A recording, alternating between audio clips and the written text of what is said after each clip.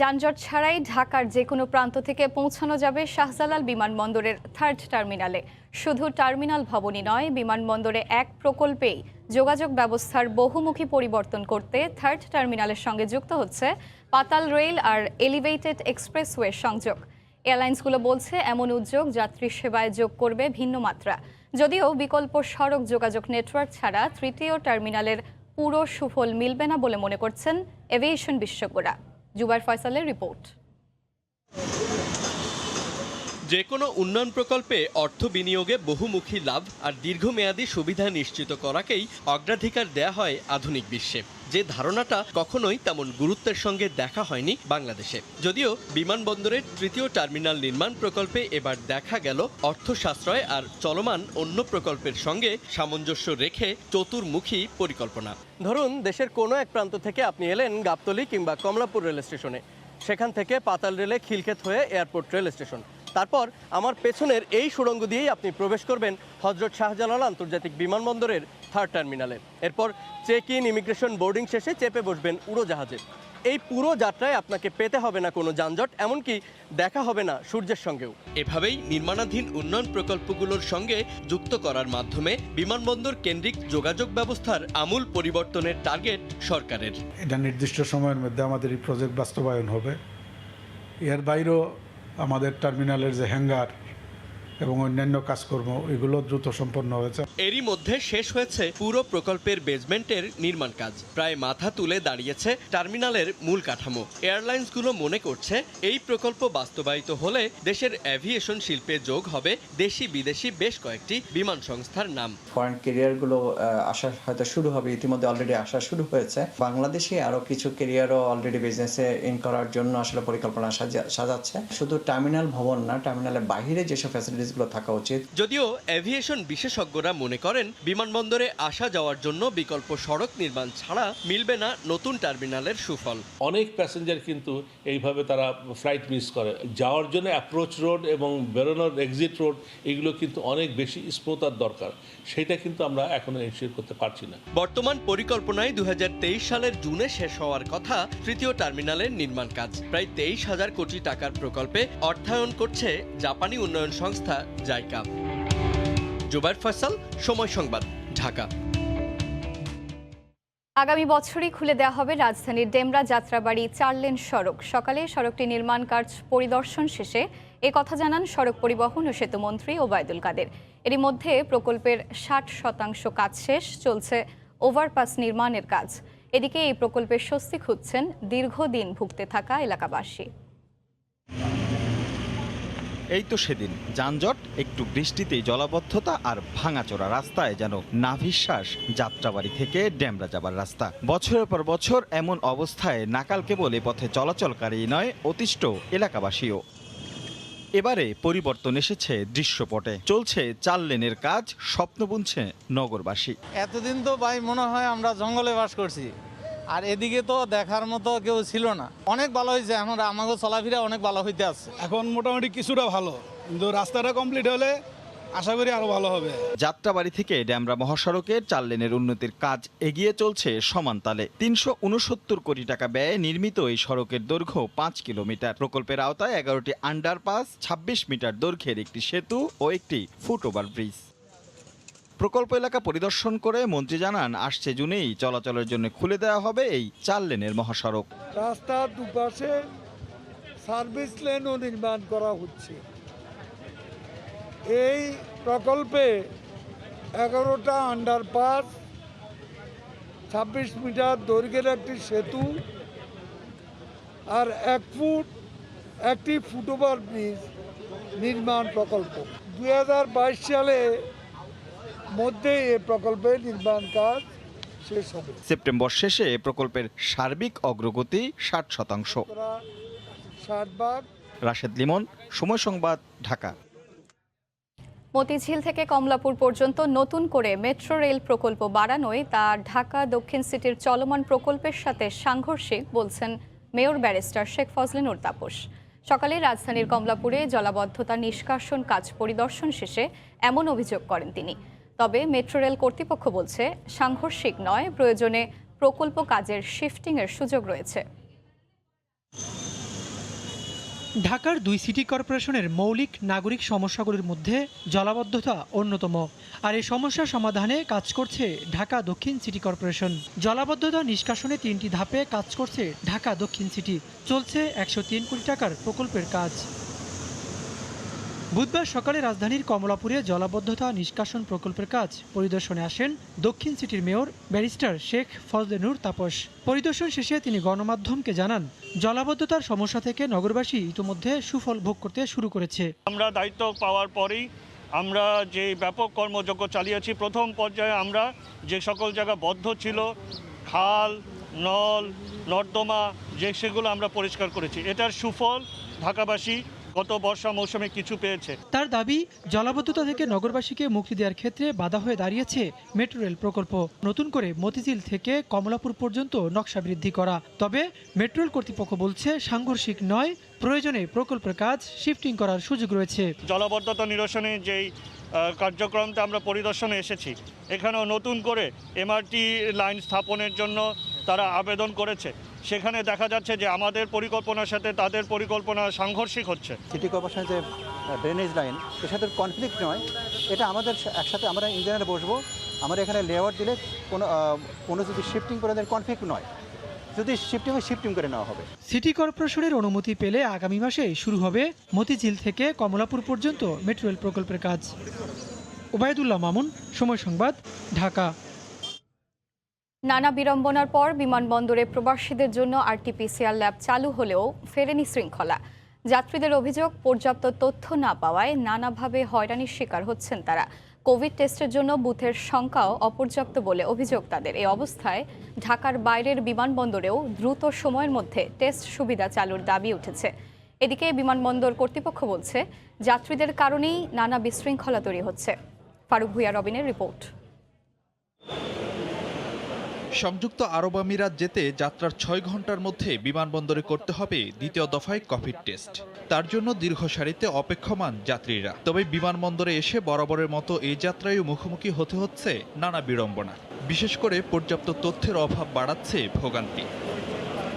পরীক্ষার জন্য কোন প্রবেশমুখ দিয়ে যাবেন বিমানবন্দরের ভেতরে, সেটাই অনেকের জন্য হয়ে দাঁড়াচ্ছে ধাঁধার বিষয়। একবার বলতেছে 4 নম্বর গেট, একবার 5 নম্বর গেট, 6 নম্বর গেট, মানে কোনো সিস্টেম নেই স্যার। আমি বলতেছি টিকিটটা দেখেন স্যার, উনি বলতেছে দেখার কোনো প্রয়োজন নেই, এখানে দাঁড়াইয়া থাকুন। কোনো শৃঙ্খলা নাই, কোনো কিছু নাই, মানুষ যেদিকে কোনো দিকে বুঝতেছে না, কোনো দিক নির্দেশনা নাই। 11 ঘন্টার আগে আসছি আমরা, কিন্তু এখনো অনিশ্চয়তার ভিতরে আছি যে কখন আমরা ভিতরে ঢুকবো। কোভিড পরীক্ষার ফল পেতে দেরি হলে মিস হতে পারে বিমান যাত্রা। এই শঙ্কায় অনেকেই বিমানবন্দরে ভিড় করছেন যাত্রার 12 থেকে 14 ঘন্টা আগে।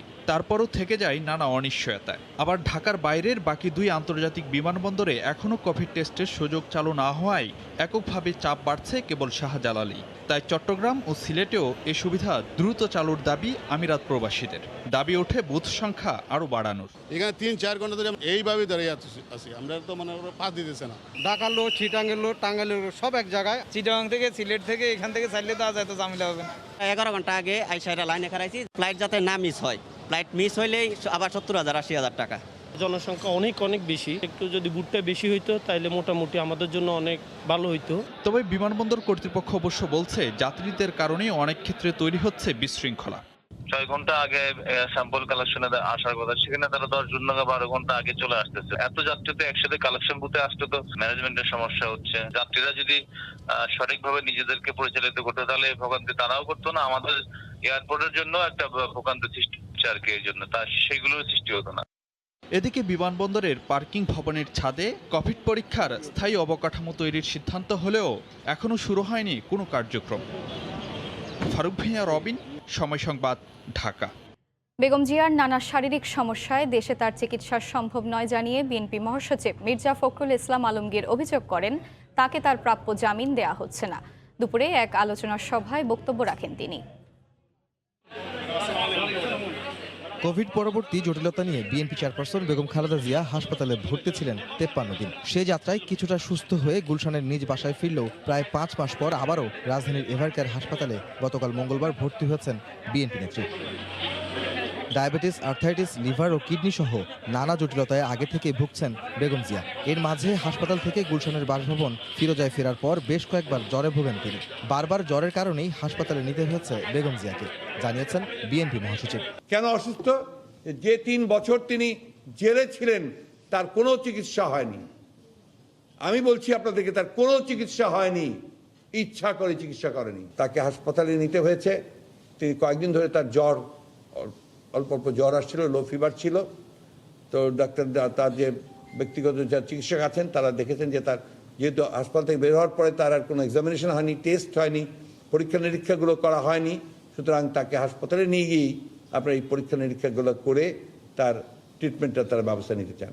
ঢাকা রিপোর্টার্স ইউনিটি মিলনায়তনে এক আলোচনা সভায় মির্জা ফখরুল অভিযোগ করেন, বেগম জিয়ার জামিন তার প্রাপ্য অধিকার হলেও দিচ্ছে না সরকার। আপনারা তাকে জেলে রেখেছেন এই কারণে যে আপনারা জানেন যে দেশনেত্রী বেগম খালেদা জিয়াকে যদি বার করা যায় বা তিনি বের হন তাহলে আপনাদের তকতে তাও থাকবে না। কেন দিচ্ছেন না বেগম জিয়ার প্রাপ্য জামিন? তাকে বেগম জিয়ার তো দয়া চাচ্ছেন না আপনাদের কাছে। আপনারা তার যে প্রাপ্য যে জামিন সেটা দেন। আপনারা এই ধরনের মামলায় সকলকে জামিন দিয়েছেন, আপনারা একজন হবে নাই বাইরে। দুর্নীতির 2 মামলায় 17 বছরের কারাদণ্ডাদেশ নিয়ে 2018 সালের 8ই ফেব্রুয়ারি কারাগারে যান সাবেক প্রধানমন্ত্রী বেগম খালেদা জিয়া। এর 25 মাস পর শর্ত সাপেক্ষে সাজা স্থগিত করে মুক্তি দেওয়া হয় তাকে। 2020 সালের 25শে মার্চের পর 3 দফায় মুক্তির মেয়াদ বাড়ানো হয় বিএনপি নেত্রীর। আহমেদ সালেহীন, সময় সংবাদ, ঢাকা। ইভ্যালির পরিচালনা কমিটিতে রাখতে 3 জন সাবেক সচিবের নাম হাইকোর্টে জমা দিয়েছে বাণিজ্য মন্ত্রণালয়। এদের মধ্য থেকে একজনকে কমিটিতে রাখা হবে। এছাড়া কমিটির অপর 3 জন সদস্য হবেন অবসরপ্রাপ্ত বিচারপতি, চার্টার্ড অ্যাকাউন্ট্যান্ট ও একজন আইনজীবী। তাদের নাম আদালতই ঠিক করে দেবেন। ই কমার্স প্রতিষ্ঠান ইভ্যালির দেনা পাওনা ও সম্পদের বিষয়টি খতিয়ে দেখতে এবং ক্ষতিগ্রস্তদের টাকা ফেরত দেওয়ার বিষয়ে মঙ্গলবার একটি কমিটি গঠন করে দেওয়ার কথা জানায় উচ্চ আদালতের একটি বেঞ্চ। ইভ্যালির অবসান সংক্রান্ত একটি কমিটি গঠন করার জন্য চারজনের একটি পরিচালনা পরিষদ করার একটি অভিমত ব্যক্ত করেন এবং বাণিজ্য মন্ত্রণালয়কে তিনি নির্দেশনা প্রদান করেন যেন 3 জন অবসরপ্রাপ্ত সচিবের নাম তার নিকট জমা প্রদান করা হয়। মাননীয় আদালত বলেছেন যে তিনি বিচার বিবেচনা করে বিশ্লেষণ করে তিনি আগামী 17 বা 18 তারিখ যেদিন ভ্যাকেশন বেঞ্চে তিনি বসবেন সেদিন তিনি এই বিষয়ে আদেশ প্রদান করবেন। ফরিদপুরে 2000 কোটি মানি লন্ডারিং মামলায় বহিষ্কৃত যুবলীগ নেতা HM ফুয়াদকে গ্রেফতার করেছে পুলিশ। গতরাতে তাকে রাজধানী থেকে গ্রেফতার করা হয়। পুলিশ জানায় দীর্ঘদিন আত্মগোপন করেছিলেন ফুয়াদ। বিভিন্ন জায়গায় অভিযান চালিয়ে তাকে গ্রেফতার করা হয়। ফুয়াদ 2000 কোটি টাকা মানি লন্ডারিং এবং আওয়ামী লীগের সভাপতি সুবল চন্দ্র সাহার বাড়ি ভাঙচুরের মামলায় চার্জশিটভুক্ত আসামি। এছাড়াও প্রায় ডজন খানেক মামলা রয়েছে তার বিরুদ্ধে। তিনি সাবেক স্থানীয় সরকার মন্ত্রী ইঞ্জিনিয়ার খন্দকার মোশাররফ হোসেনের এপিএস ছিলেন। প্রবাসের দুর্গোৎসব উদযাপনের খবর। যুক্তরাষ্ট্রেও দুর্গাপূজা উদযাপন করেছেন প্রবাসীরা। দুর্গোৎসবে হিন্দুদের বিভিন্ন সংগঠন ও মন্দিরগুলো এখন পূজা অর্চনায় ব্যস্ত। বাংলাদেশে অধ্যুষিত নিউ ইয়র্ক শহরে অন্তত 22টি স্থানে অনুষ্ঠিত হচ্ছে শারদীয় দুর্গাপূজা। নিউ ইয়র্ক থেকে হাসানুজ্জামান সাকির রিপোর্টে বিস্তারিত। পূজায় কোনো সরকারি ছুটি নেই যুক্তরাষ্ট্রে, তবুও সনাতন ধর্মাবলম্বীদের সবচেয়ে বড় উৎসব বলে কথা। করোনা মহামারীর মধ্যেও উৎসবের রং হিন্দু সম্প্রদায়ের প্রবাসী বাংলাদেশিদের মধ্যে। পূজা অর্চনায়, গানে আর প্রার্থনায় নিউ ইয়র্কের মন্দিরগুলোতে এখন উপচে পড়া ভিড়। 11তম বছরে ওম শক্তি মন্দিরের এই পূজার আয়োজন করেছি। পৃথিবী একটি অত্যন্ত খারাপ সময় পার করছে, আপনারা জানেন। তারপরও দুর্গা উৎসব এখন সার্বজনীনতার রূপ পেয়েছে। জাতি ধর্ম নির্বিশেষে এই উৎসবে শরীক। দেবী দুর্গা এবার এসেছেন ঘোড়ায় করে, যাবেন দোলায়। সপ্তাহের কোন বারে সপ্তমী ও দশমী তিথি তার উপর নির্ভর করে দেবীর আসা যাওয়া। বৈশ্বিক করোনা মহামারী থেকে মুক্তি পেতে দেবী দুর্গার কাছে প্রার্থনা করা হয়। বাংলাদেশের মতো শারদীয় দুর্গোৎসব নিউ ইয়র্কেও সাম্প্রদায়িক সম্প্রীতির বার্তাই দিচ্ছে। শান্তি ও কল্যাণের সেই প্রার্থনাই করছেন সবাই। প্রার্থনা করি যেন সারা পৃথিবীতে করোনা মুক্ত হোক। পূজার প্রধান প্রার্থনাই হচ্ছে যে আমরা এই রোগ শোক ব্যাধি থেকে যেন মুক্তি পাই। নিউ ইয়র্কে অন্তত 22টি স্থানে হচ্ছে দুর্গোৎসব।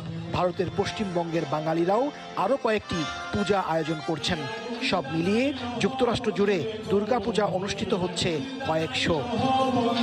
হাসানুজ্জামান সাকি, সময় সংবাদ, নিউ ইয়র্ক।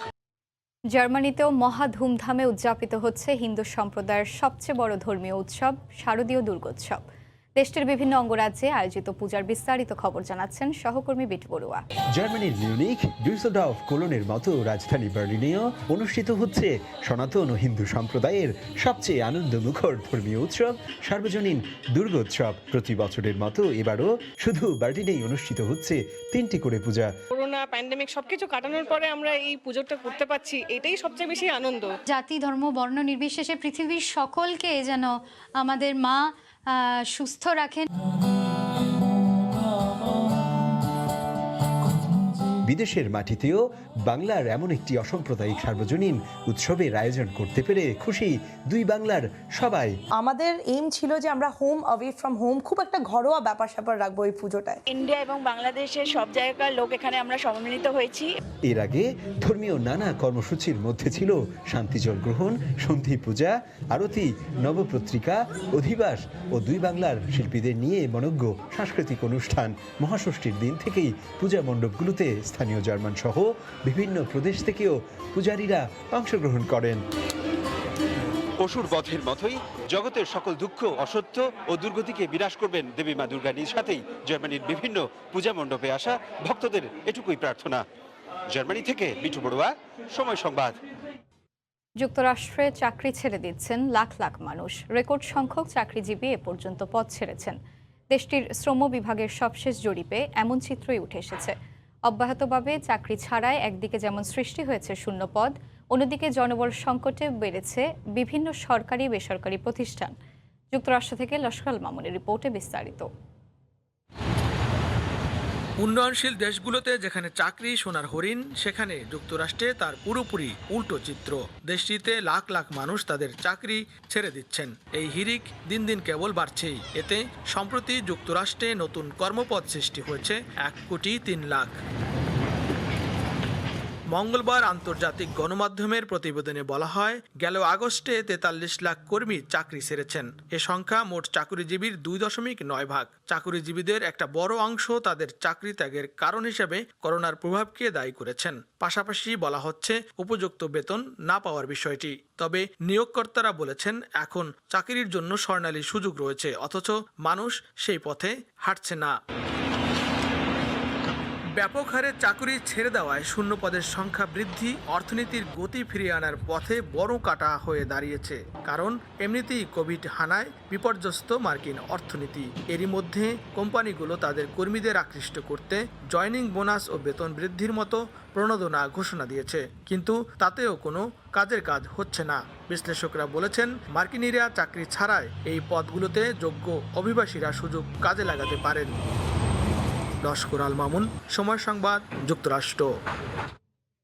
ইউরোপীয় ইউনিয়ন থেকে ব্রিটেন বের হয়ে যাওয়ার পর থেকেই ইউরোপের অনেক দেশের নাগরিক পাড়ি জমাচ্ছেন আয়ারল্যান্ডে।